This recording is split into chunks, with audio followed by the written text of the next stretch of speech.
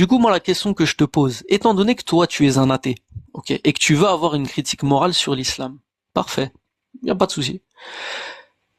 Est-ce que tu peux me prouver objectivement que ta morale à toi, elle existe et qu'elle est objective?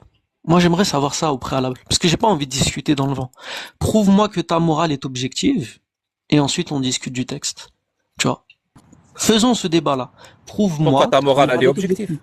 D'accord. Pour moi, étant donné que je la prends d'une source qui est totalement neutre et objective, en l'occurrence, oui, pour moi, elle sera objective, mais je dois le Elle sera démontrer. objective, ok. Parfait, très bien. Euh, Je très devrais bien. le démontrer. Mais attends, s'il te plaît. Maintenant, toi, prouve-moi que ta morale est objective, et ensuite on avance sur le débat, s'il te plaît. Merci. Qu'est-ce que la morale vient foutre là-dedans? Vas-y, t'as faute. Tu ne sais pas ce que c'est que la morale. C'est pour ça que tu Ah, penses. Oui, tu ne sais d'accord, pas ce que c'est. Ah, je peux t'assurer que tu ne d'accord, sais pas ce que c'est. d'accord, ok. Parce Et que, du coup, tu peux m'expliquer, juste le professeur. encore une fois, personne, écoute bien ce que je vais te dire, hein.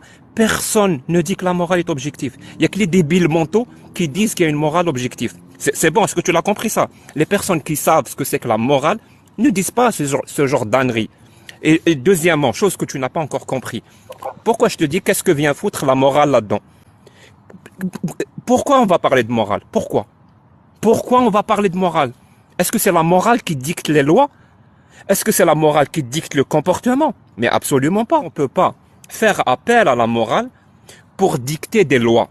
Il y a une règle très importante dans la science juridique qui dit la morale ne dit pas la loi et la loi ne dit pas la morale. Je criminalise quoi? Le fait qu'un homme adulte se marie avec une fille de 6 ans et qu'il la pénètre à 9 ans, pardon. Est-ce que tu es pour cette loi ou pas? Moi, je suis pour cette loi. Admettons, regarde, je vais aller dans ton sens. Je vais aller dans ton sens, ok, cette loi elle criminalise, parfait. Mais si une loi criminalise une chose, est-ce que ça veut dire que la chose est mauvaise ou elle est bonne? Moi, mon savoir, qui me vient de la science, me dit clairement et nettement et sans aucune ambiguïté que ce genre de relation est très mauvais. C'est pour cette raison, c'est tellement mauvais que ça devient un acte criminalisé. Jusqu'à 20 ans de prison en France. Je crois que c'est la loi 222, si je me trompe pas. Il est tellement je sais que c'est mauvais, et c'est scientifiquement prouvé que c'est mauvais, que ça soit sur le plan physiologique, que ça soit sur le plan psychologique, et même sur une notion qu'on appelle le consentement, qui ne peut pas exister avec un enfant, surtout pour des relations sexuelles. Pour toutes ces raisons-là, je sais que c'est mauvais. Et c'est pour ça que je suis pour cette loi. S'il te plaît, maintenant, est-ce que toi, tu es pour cette loi ou contre Ok. cette loi? Je présume que cette personne ne peut pas répondre à cette question aussi simple. Chacun de nous peut répondre à cette question. Mais lui, il ne peut pas. Pourquoi? Parce que ce genre d'acte est légal, illicite et halal dans l'islam. Dieu lui-même, Allah, te dit que ce genre de relation, un homme de 50 ans qui se marie avec une fillette de 6 ans et qui fait une relation sexuelle avec elle à l'âge de 9 ans, c'est normal dans l'islam. C'est pas haram. C'est pas interdit dans l'islam. C'est pour ça qu'il ne peut pas répondre à la question. Ok, parfait, très bien. Regardez, parce qu'il y a un rec, il a réussi, et j'ai réussi en fait à faire en sorte qu'ils se contredisent. Pourquoi? Tout à l'heure, il a dit que la morale, ok, elle était déconnectée de la loi. Pourtant, il vient de nous dire que si cette loi est criminalise, ça veut dire que l'acte il est mauvais en soi. Et il a dit quoi? Il a dit, si en islam c'est halal, c'est qu'Allah il l'a autorisé. Ok, mais en islam, quand c'est halal, ça veut dire que c'est quelque chose qui est bon moralement. Donc, il a fait un débat de morale en essayant de ne pas faire un débat de morale. T'es le meilleur. Maintenant, je vais te répondre. Tu veux confronter deux paradigmatiques et tu me poses une question en me disant quoi? En me disant oui, mais dans le paradigme occidental.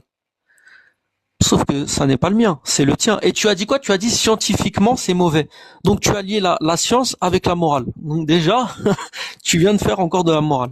Maintenant, je te réponds. Pour moi, en tant que tel, en tant que musulman, ok, ce hadith-là, cette pratique-là, ce mariage précis entre le prophète et elle, nous on le dit et on n'a aucune honte de le dire, c'est bon, c'est valide. Maintenant, est-ce que l'ulama, donc les gens de l'islam, les savants, les scientifiques, etc., qui ont étudié ces questions juridiques, qu'est-ce que eux ils ont dit? Ben ils ont dit qu'il y a des cas où non, ça n'est pas acceptable, selon la société et autres. Et dans notre société à nous, puisque toi tu as étudié le fiqh, ça ne sera pas acceptable. Donc, est-ce que son mariage à lui, il est acceptable? La réponse est oui. Est-ce que cette pratique-là, en tant que telle, est acceptable? La réponse est non. Voilà. Et je n'ai pas Très honte de bien, le dire. très bien, très Maintenant, bien. je Tu, termine, tu reposes, je tu conclue, reposes s'il te sur, plaît. Je tu conclue, s'il reposes te sur plaît, quel merci. texte islamique S'il te pour nous plaît. dire que c'est pas Ah. acceptable? Ah. Bah, tu sais, je repose sur quoi? Bah, je repose sur ce qu'on appelle el-usul al-fiqh, à savoir el-urf. Hein? Parmi l'école de Médine, Vas-y, ok, parfait. donne-moi un musulman, Je t'ai donné un el-urf. savant qui dit que D'accord. c'est haram. J'arrive. Vas-y. Ok, j'arrive. Parce que toi, tu veux nous dire oui, c'est haram, etc. Donc tu veux faire de la morale. Je t'ai dit, je t'ai attrapé. Je savais que j'allais t'attraper sur ça. Subhanallah. J'arrive, hein. Ne bouge pas. Ne bouge pas, Bien hein. sûr que c'était pas de la morale. Moi, quand je t'ai dit, C'est de la morale pure. écoute, C'est de la écoute morale bien, pure. écoute. Oui, je donne le contexte, hein. En fait, en gros, le frère islamourien, il l'a attrapé par le col parce que lui, il dit il fait pas de morale alors que c'est faux. Il fait absolument de la morale, il fait de la moraline, même limite la moraline. Donc il fait de la morale en disant c'est pas bien, le mariage d'Aïcha, c'est pas bien, etc. Donc Dieu n'existe pas. En gros, c'est ça son raisonnement. C'est totalement débile, mais c'est son raisonnement. Et en gros, le frère islamourien, il l'a attrapé en disant prouve-nous que ta morale existe, justifie-nous ta morale, comment tu peux justifier ta morale, et d'où vient ta morale, quoi, tu vois. Enfin, il n'a pas dit ça exactement, mais je grossis ce qu'il a dit.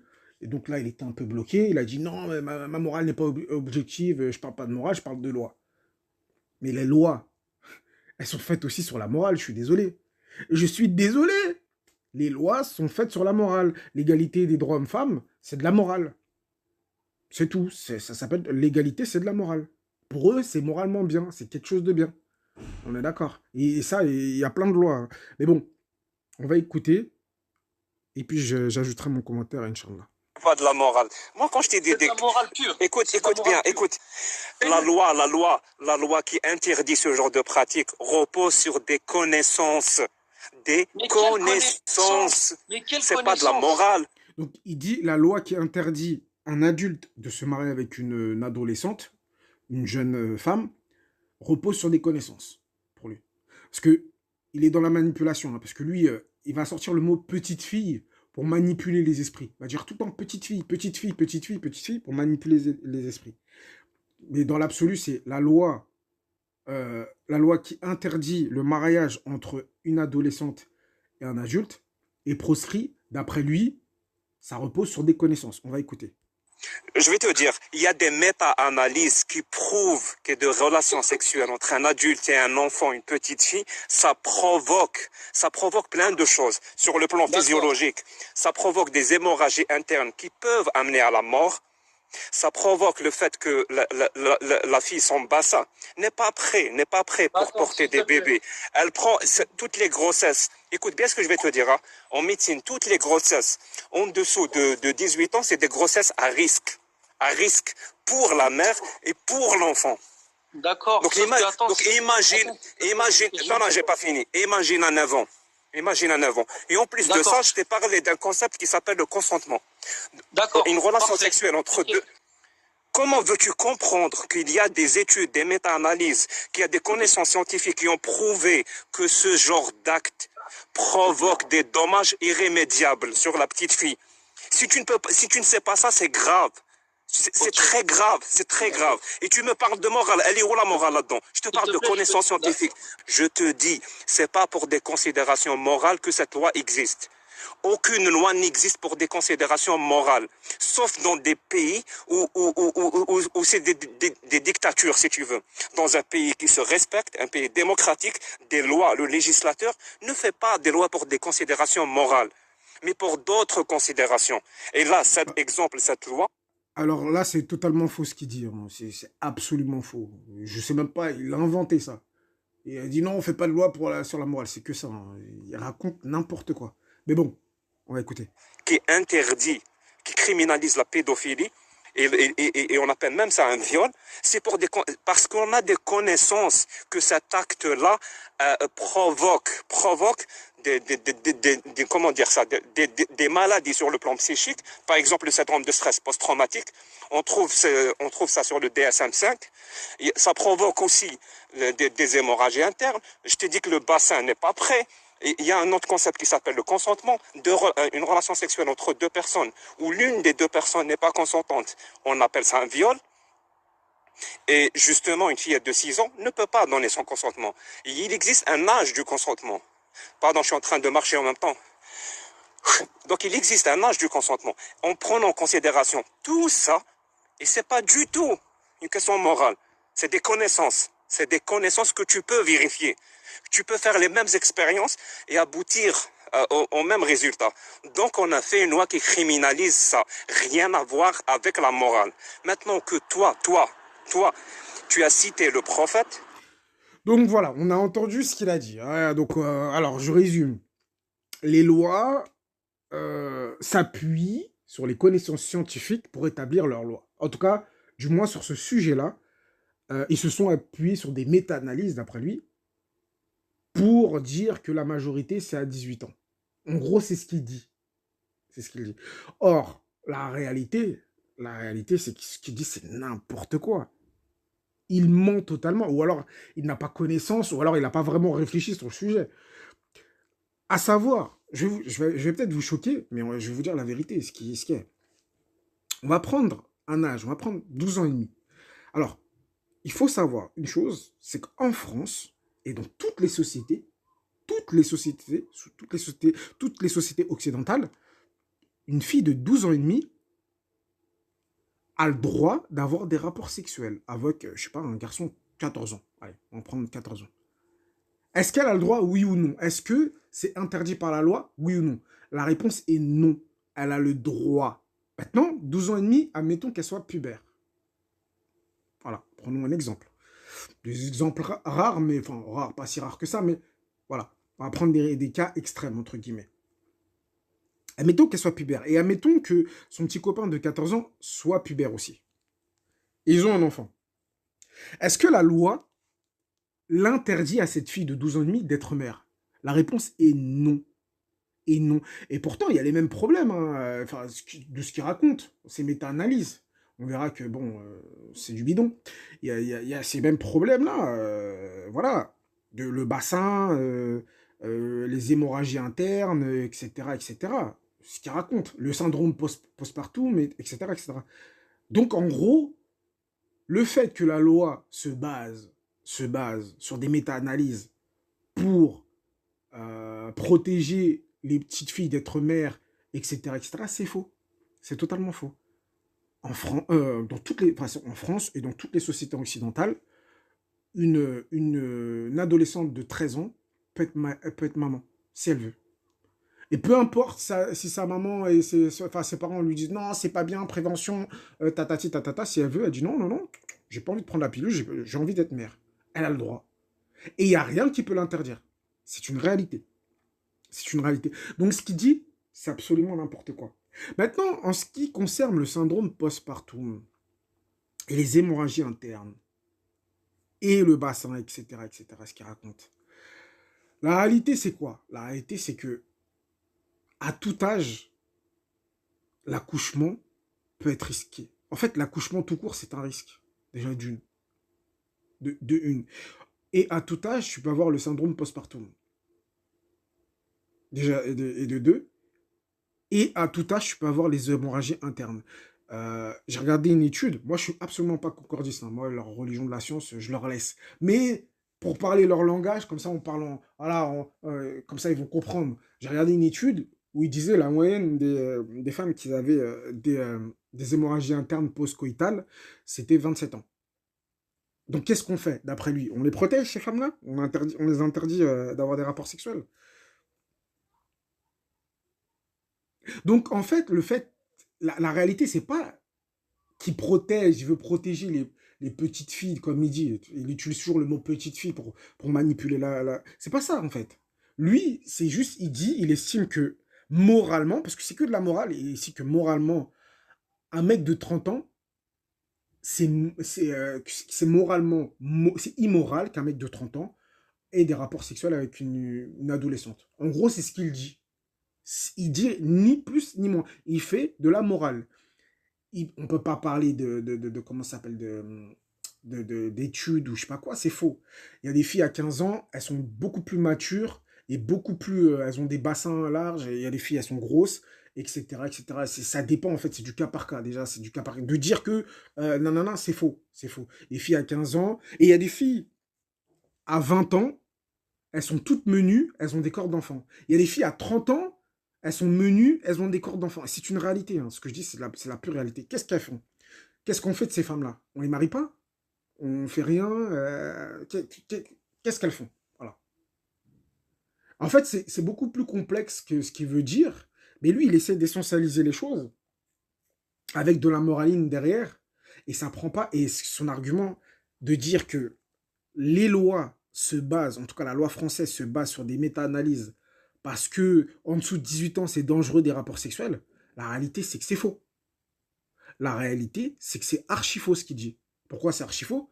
Parce que la majorité sexuelle en France, elle a 15 ans. On est d'accord. 15 ans, c'est en dessous de 18 ans.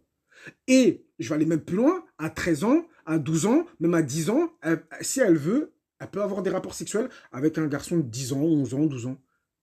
Il n'y a rien qui l'interdit. Il n'y a rien qui lui interdit. C'est une réalité.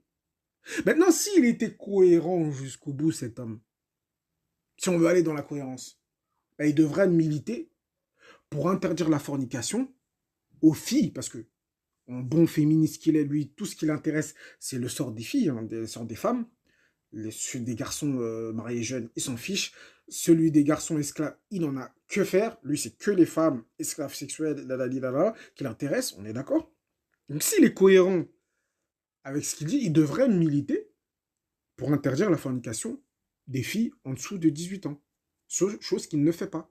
Et il sait que dans toutes les sociétés, la fille, à partir de, je sais pas, moi, enfin, même, dès qu'elle est en l'âge, si elle a envie d'avoir des rapports sexuels avec un garçon de, je sais pas, moi, de 12 ans, ou elle a le droit, on est d'accord. Maintenant, est-ce que c'est moralement un homme de 30 ans avec une fille de 15 ans, est-ce que c'est moralement... Enfin, est-ce que c'est immoral, je veux dire? Ça, c'est une autre question. Ça, c'est une question de morale. Justement, là, c'est une question de morale. Et là, tu pourras pas... Enfin, tu peux pas répondre. Même Islam Royan t'a posé la question, tu peux pas répondre. Elle repose sur quoi ta morale pour dire que c'est pas bien ou que c'est bien? T'en sais rien. Nous, au moins, notre morale repose sur quelque chose qui est neutre, qui est décorrélé de nos passions, justement. C'est ça la réalité. Donc voilà, ce que je voulais répondre, c'est que cet argument-là, il le sort tout le temps, tout le temps, tout le temps. Oui, la loi se base sur les études scientifiques. C'est faux. C'est totalement faux. Non, la loi ne se base pas sur les études scientifiques. Sinon, elle aurait mis la majorité sexuelle à l'âge de 18 ans. Chose que je ne sais même pas s'il y a une société... Bon, il doit y avoir des sociétés qui le font, mais dans tous les cas, toutes les sociétés autorisent les filles, dès qu'elles veulent, à avoir des rapports sexuels. C'est-à-dire à 10 ans, si elles veulent avoir des rapports sexuels à 10 ans, elles peuvent. C'est une réalité ce que je dis. Ça peut vous choquer, mais c'est la pure vérité. Si elle veut avoir, par exemple à 10 ans, si elle veut avoir un rapport sexuel avec un garçon de 11, 12 ans, elle peut. Elle peut. Et il n'y a rien qui l'interdit. Elle ne sera pas punie. Si elle est mère à 13 ans, elle a le droit. Ou à 14 ans, elle a le droit. Elle ne sera pas punie. Elle ne va pas être emprisonnée. Au contraire, elle sera aidée. Mais moi, ce que je trouve contradictoire, c'est qu'on permet aux adolescentes d'être mères. On leur dit, tu as le droit d'être mère, tu as le droit de prendre la responsabilité d'être mère, mais on ne leur permet pas de se marier. Je trouve ça hypocrite et contradictoire, personnellement. Donc, je finirai sur ça. Donc, ce qu'il raconte, c'est bidon. À chaque fois, je l'entends parler, ce mec-là. C'est compliqué à écouter, parce qu'il répète 50 fois les mêmes choses. Et en fait, il prend beaucoup de temps pour répéter 50 fois les mêmes choses. Et tout ça pour revenir au même but. Voilà. Donc, voilà. Donc, à la prochaine pour une prochaine vidéo. Et assalamu alaikum wa rahmatullahi wa barakatuh. Et si le créateur le veut, bien sûr, je ferai une autre vidéo.